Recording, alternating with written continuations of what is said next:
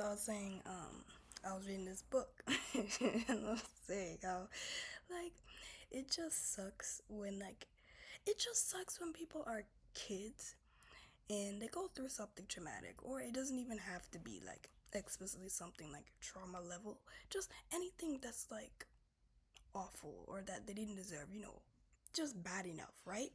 That like they go through something, right?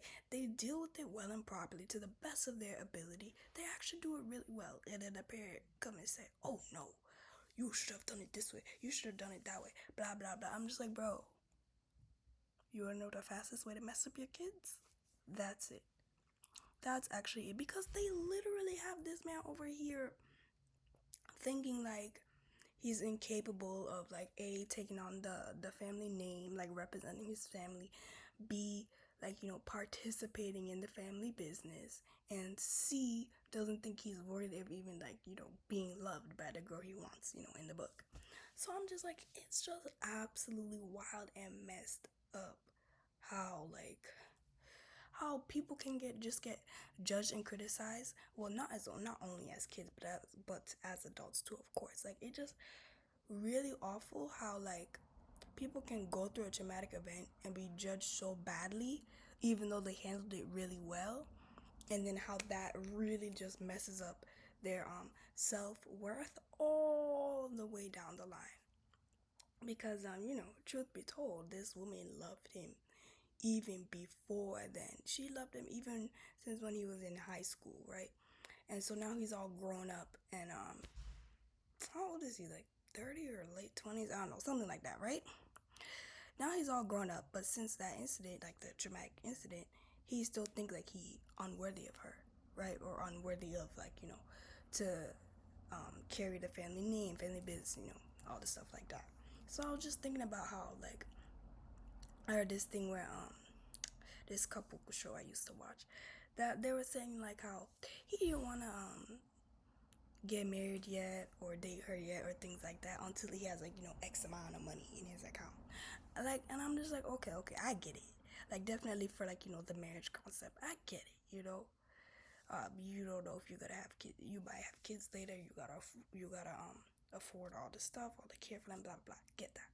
But it's just like the absolute concept that really bothers me is that there'll be, like, people will really think that they're not worthy of, or not deserving of, or not good enough for basic human things, basic human rights, or just things that human beings should have if they want. Like, for example, if you want a relationship, right? But then that guy's gonna be like, oh no, I can't date this girl unless I have say like 100K in the bank account.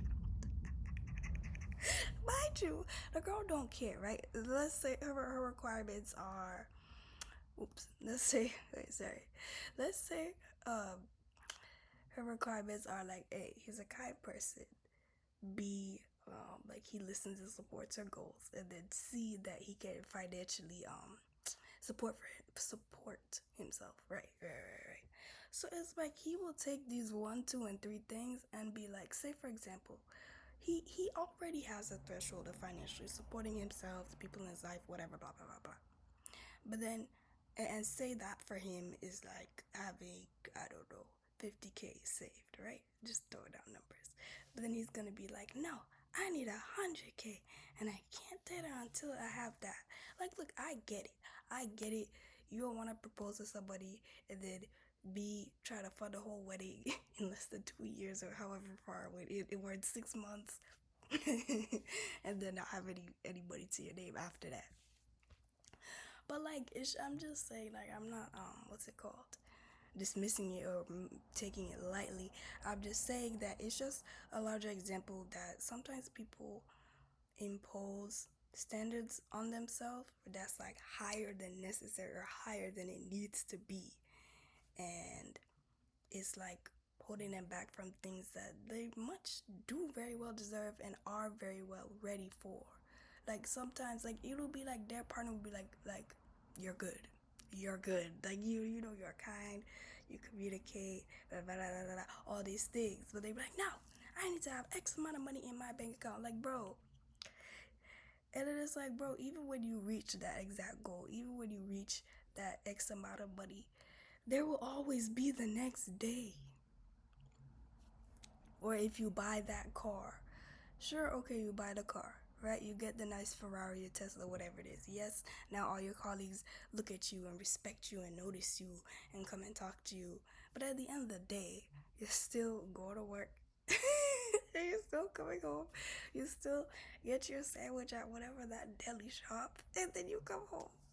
And then you have fun with the dogs and pets or whatever and your family. Like, it's just the same thing. Even if you get the fancy car, you're still doing largely the same thing, like the same life. So it's great to have those goals, but it's like there's more to it than that, you know? It's just like in that movie, what's it called? Soul or something?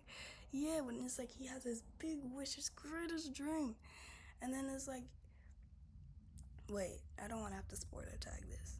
But anyway, let me just keep it to the book, right?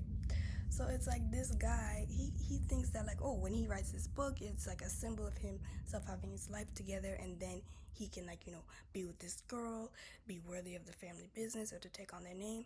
And it's like the problem is there wasn't actually any problem with him in the first place, right? Sorry about that.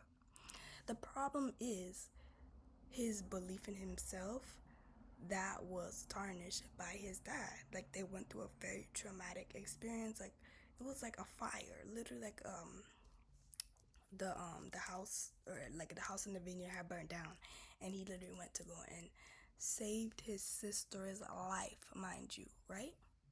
But then after that, he had 2 weeks that he had to process because he had an anxiety attack, right? And he just needed to process. So like after that, even though he saved his sister, all his family was good. It was like kind of like the hangover from that. Like he had to process everything and just be with himself and be still, to be functioning again. So his father took that and said, "Oh, you are not capable of like running this family business. You're not allowed here anymore, right?"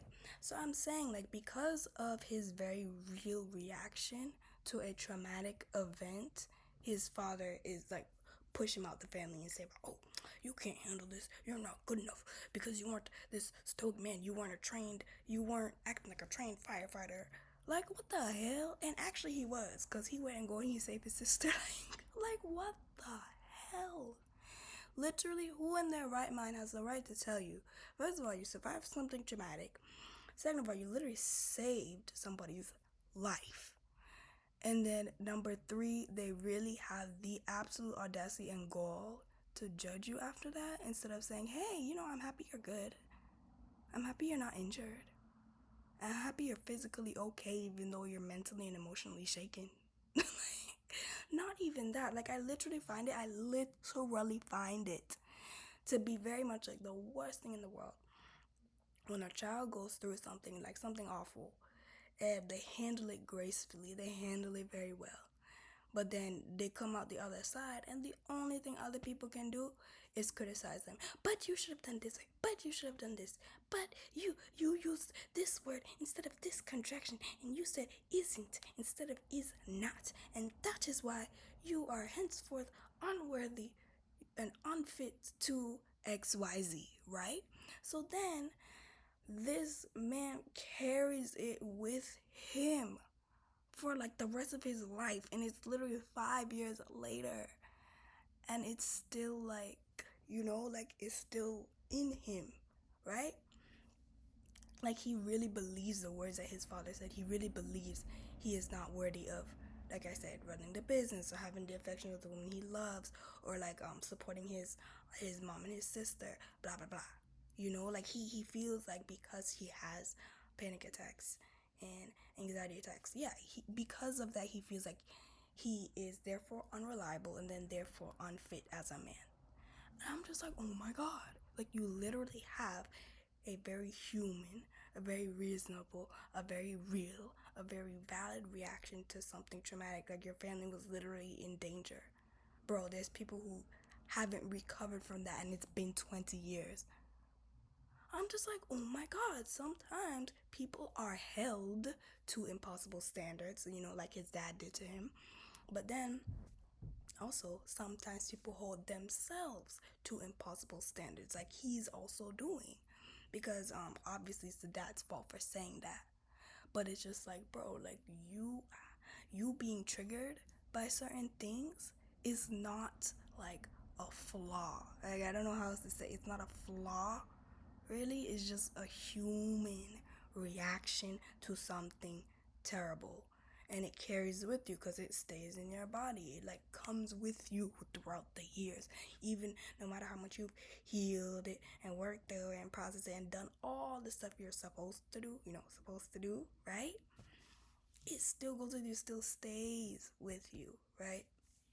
So it's like he thinks, like, because of that, like I said, he thinks that he's like not a man, blah blah, not worthy of the woman he wants, blah blah blah. And I'm just like, it just makes me like, really upset, right?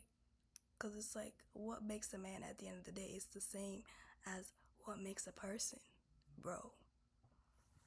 Like, sure, we expect like slightly different things, and we're looking at traditional gender roles, but still a person at the end of the day. Even the most strongest man or strongest dad who holds the whole family on his back, and they're like, yeah, we running because that's our daddy, he's the best, he's the strongest, da da da.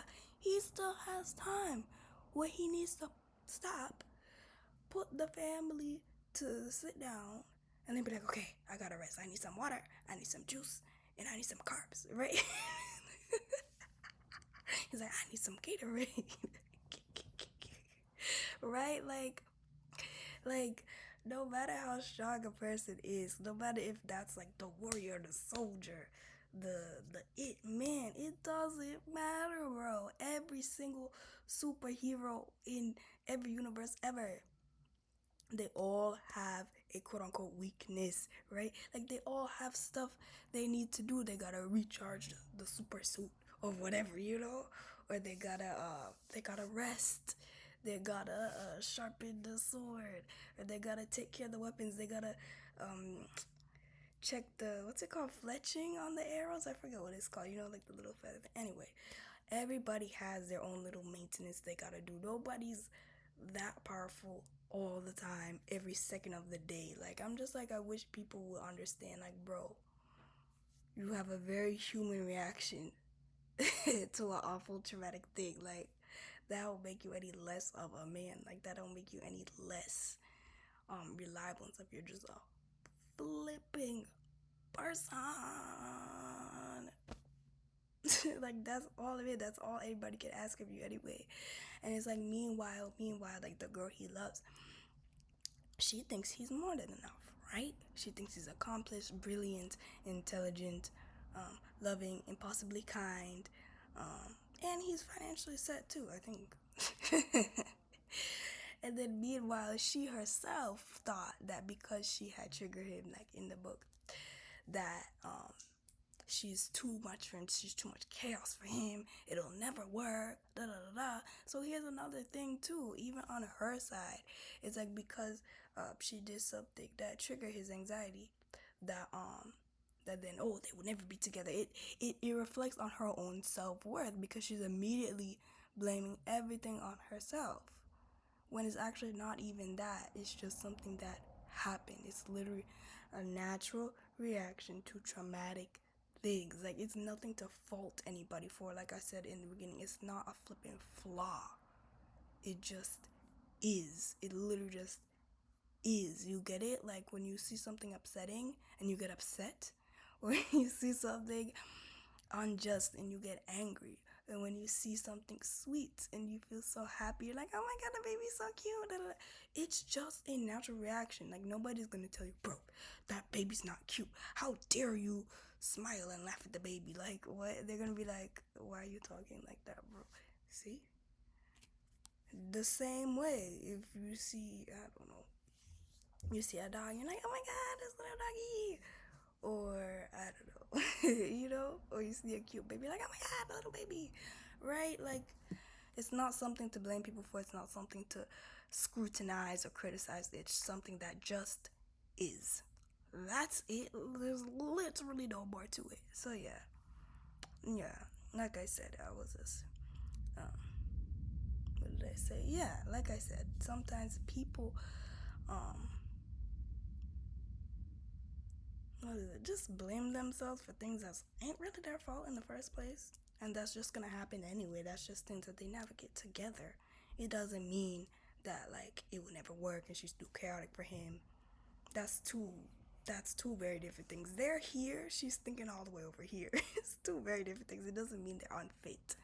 It just means they both got stuff to work through and they gotta believe in themselves, in each other. Like they need to each believe in their own self-worth to trust that they're not simply a detriment to the other person's well-being, and to the other person's like what's it called? Like quality of life. Yeah, quality of life. Yeah. Yeah.